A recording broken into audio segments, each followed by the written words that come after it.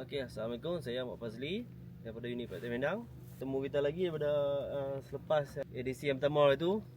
Yang ni sekarang adalah selepas 70 ke 75 hari lah kita tabur dolomite air itu kan, untuk petak-petak ni. Alhamdulillah pertumbuhan musim ni cantik. Cuma selepas seminggu kita buat, lepas tu kita buat kawalan rumpai. Tapi masa untuk kawalan tu padi ni tenggelam lebih kurang seminggu lebih ke 10 hari. Dia dalam lepas kita sepatutnya buat kawalan. Jadi kita lepas pada tarikh tu, rumput ni jadi banyak lah. Keladi agas, apa sambau, macam menurun jepun, lagi janggut keli. Itu semua yang untuk kawalan yang awal ni lah. Tapi kita tak berjaya benda tu untuk buat kawalan awal. Jadi dah sebulan lebih baru boleh buat kawalan. Jadi kita kalah tak kawalan rumput tu.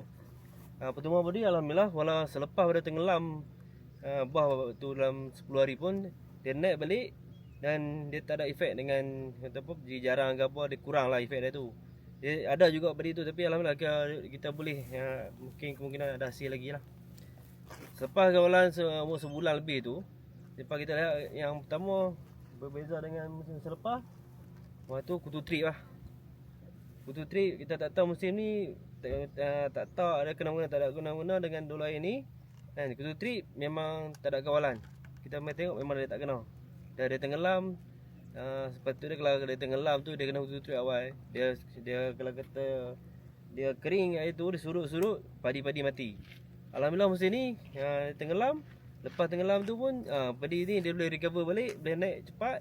Dan umur 70 tu dia start berbunga dah. Kita tengok macam padi ni umur 70. 70 ni kalau kita baca, kalau kata dia terencak lah dalam masa 10 hari tenggelam tu, dia akan berbunga umur 80. Tapi dia tak ada efek. Dengan tenggelam tu umur 70 dia still bunga lagi. Untuk kawalan keladi agas yang petak-petak sini, masalah keladi agas lah. Kebiasaannya kita buat kawalan 3 ke 4 kali lah semusim. Alhamdulillah musim ni kawalan kita sekali ya. Kita tak pasti ada kena mengena dengan kita sembuh dulu air ni kan. Pasal beza lah dengan sebelum-sebelum ni. Sebelum ni kalau kita nak sembuh tu sampai 4 kali baru mati. Musim ni kita sembuh sekali pun nampak dia lecok, dia mati. Lepas tu dia akan naik 1 tunah, 2 tunah lah. Dia akan ada lah bukan 5%. Macam ni kan, petak ada ni. Yang ni macam ni apa, menurun jepun ataupun para. Kebiasaan kita buat kawalan lepas berbunga. Ini kita dah buat kawalan lah. Kita buat kawalan sebelum padi ni terbit. Jadi dalam masa seminggu lagi dia akan hilang menurun ni. Kalau kita buat kawalan awal ni pun, kalau siapa yang pernah buat bendang tahulah dia punya masalah ni, menurun ataupun para ni, dia tak akan mati selagi dia berbunga. Maksudnya kita kena buat kawalan sebelum 2 minggu. Kalau atas pada tu sebulan, memang kita embok pun dia tak mati lah.